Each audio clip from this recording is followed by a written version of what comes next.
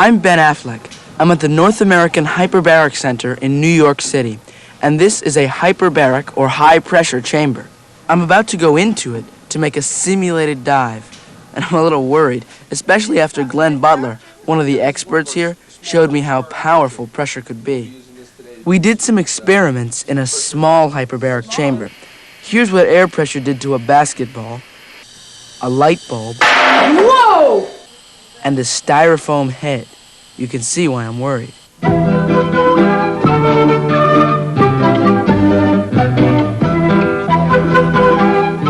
Now it's my turn. Jim Terrell will control my so-called dive in the chamber from a control panel that looks like something out of a submarine.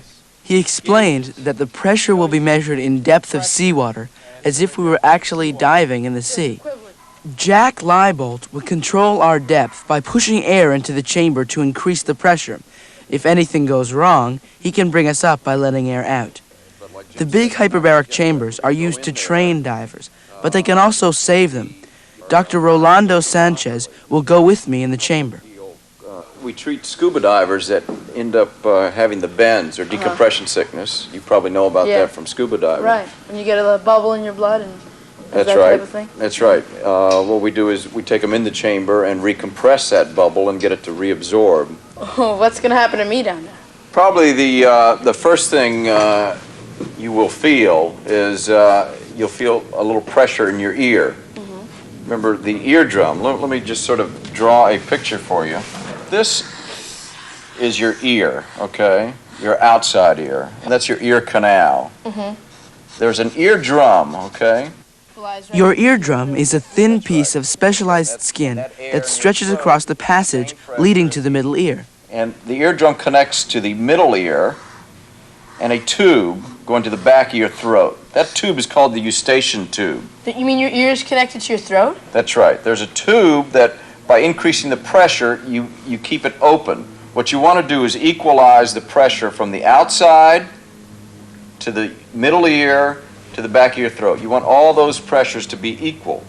Now, can you imagine what would happen if you had high pressures on the outside and low pressures in the middle ear? What would you think would happen? This would blow in. Your ear would try to force past the eardrum because to equalize the pressure, right? That's right. And then it would puncture your eardrum. That's right, and that would be very painful. So that's why it's important when you're flying or you're scuba diving that you maintain equal pressures, that you clear your ears. So when you close your nose and blow, that opens this eustachian tube right That's here? right. That forces air into the middle ear and equalizes the pressure. So you guys ready to go diving? I'm ready. Are you? Yeah, I'm ready. Here we go, Ben. This is where we go in. All right. Let me hand you your gear. I'll come in with you. We're getting close to starting the dive, and I have to admit, I'm getting more and more nervous. Before we go, I need to get my experiments set up. Some of them are meant to just show the effects of pressure, and others are to measure it. Okay, this is, as you can probably tell, it's kind of a homemade. It's a barometer. A barometer is an instrument that measures air pressure. The ones I made are not real accurate, but they should work. The balloon, stretched over the jar mouth, will get pushed down into the jar by the pressure, and the chopstick will go down. We can mark the change with a pencil line on the chopstick. And the other barometer I have is this one. As you can tell, it's also homemade. But what I'm going to do here is... The other barometer is just a piece of plastic tubing with some colored water in it. I can close off either end with clamps. With one end clamped off and the other open to the rising pressure, the water should get pushed toward the closed end.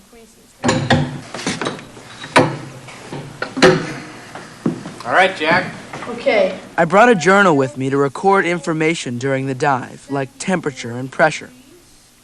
Mark it there, and that's... Now that's 0 feet, right, 0 Ben? That's 1 8. atmosphere. Why don't you mark that down? Okay, Jack. You got them all ready? Okay, let's do it. Okay. Let me go over and enable my calibration here. In the chamber, how do you read? Loud and clear. All right, you guys are ready to dive? You to give us a countdown? Here we go. Countdown to 5, 4, 3, 2, 1. Travel. Okay, remember to clear your ears, okay? Valsalva. Here we go. The air rushes in with a loud groan. I can feel the pressure on my eardrums build right away, and I have to keep clearing those eustachian tubes to keep my ears from hurting. The gauge is marked in feet of seawater on the outside and meters on the inside. My first demonstration is a success. It doesn't take much pressure to push a hard-boiled egg into a jar. With the shell off, it just squeezes right in. At 10 feet, we stop to make sure everything's okay. I'll stop at 10 feet. All stop 10 feet. Leak check. Yeah, right. We're at 10 feet. CO2 level isn't showing. I'll go to get it. Feels weird. We'll get it from the top It's side. strange to me. Okay, roger that. Going down, but I'm used to diving and clearing my ears, but you're just sitting here and clearing your ears. Look at this. Look at my barometer. Okay, let's mark that. I'm going to That's calculate pretty. CO2 warning area for 33 listen. feet. Now let's yeah, check. I gotta check my other barometer. Wow, look at that. Already, the air pressure had acted on the open end of the column and pushed the liquid up the other, closed side. Now this is 10 feet. 10 feet. Right. We've lost. Ready to go, Ben? We're ready. Yeah, I'll step. Okay, travel. Okay. We're leaving 9 because Here we go. Let's go to 33 feet. We're going to pick up the rate.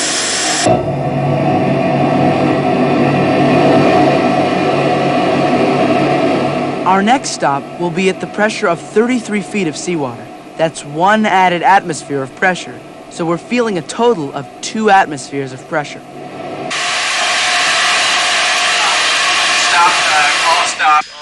All stop 33 feet. Okay, our Wow. temperature is 81. All right, let me. My observations show that the temperature rises along with the pressure. It's getting pretty hot. Strange to myself in here. I don't know what it is. Yeah, well, your voices change. I can notice it. Now something funny is beginning to happen to our voices, not only because the air is more dense, but also because the pressure changes the shape of some parts of your throat. My voice is really changed. I sound nasal, don't I? It makes me sound like a cartoon character. Look at our barometer here. I gotta mark that. Maybe my pop. In the chamber, we'd like to make a depth. see if I can do this without. Okay, roger that. The mark at 33 feet shows how much the pressure has changed. It is actually double what it was at sea level. Ben, are you ready to travel? Let's go a little deeper. I'm ready for 66, right? 66. Yeah, Roger, 6'6". All right, the time is 18. You might want to use HP. Roger, I'm coming all the way up on LP. Leaving 33 at 16, 18.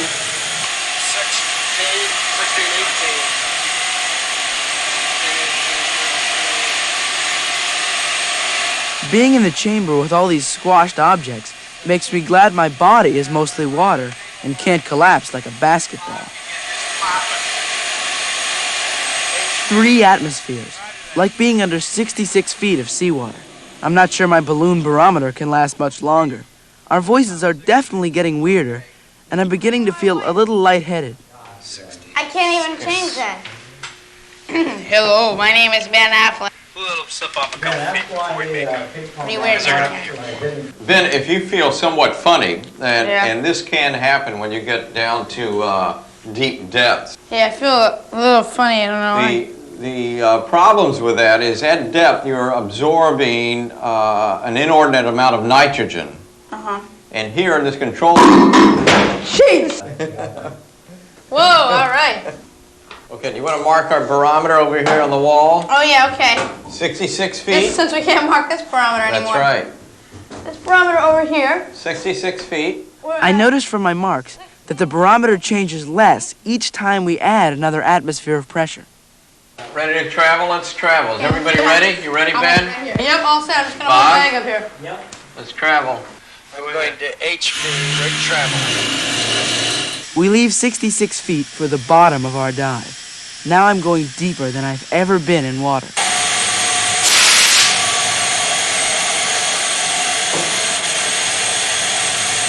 All right, you're on the bottom. 100 feet, just over 4 atmospheres. There's so much air squeezed into our little chamber that it actually feels thick when you wave your hand in it. Temperature That's is? about 92, would you say? Yeah. I'll get that down, 92, that's pretty good. Okay, I'm gonna shake it up, let's see what happens. The carbonation, or carbon dioxide in the soda, can't come out because the pressure of the chamber keeps it dissolved. Nothing even happened, just check that barometer. Talk to me. There it is, look at that. Now I really am beginning to feel strange. When I try to mark the new level on my barometer, I can barely write. I'm suffering from what divers call rapture of the deep, or nitrogen narcosis. So much nitrogen has dissolved in my blood that it's making me feel and act silly. It can be very dangerous for a scuba diver to experience this. And he's unable to perform even simple tasks like writing. And that's why scuba divers are advised not to dive to depths below 150 feet because this can get the better of them. We can't stay too long at this depth because we're getting more and more nitrogen in our blood. And Jack and Jim calculate that it will take us a long time to get it out. Otherwise, we could get the bends. 46 minutes Before we leave the bottom, I blow just a little of the high-pressure air into an inflatable friend of mine that was folded up in my duffel bag, just to see what will happen when we come up. Let's leave the bottom. Coming up is kind of fun. My ears seem to clear by themselves, and the chamber gets cold. In fact, it gets so cold that moisture in the air condenses and a fog forms inside the chamber. Okay, you're at 10 feet for 24 minutes. And you guys need to go on O2, everybody. We have to make what is called a decompression stop at 10 feet to allow the nitrogen in our blood to come out slowly. Breathing pure oxygen helps cleanse the blood of nitrogen. If we're not careful, the nitrogen would bubble out and cause the bends. That's painful and even life-threatening. A friend of yours? As we reach the surface, I realize I've created a monster. My inflatable friend has really come to life. Okay, we're on the surface. Hi, guys. Oh, who's this? You come back with more than you left with. Sea level. I haven't really been anywhere, but it feels good to be back to 1 atmosphere, with my head the same size as when I left.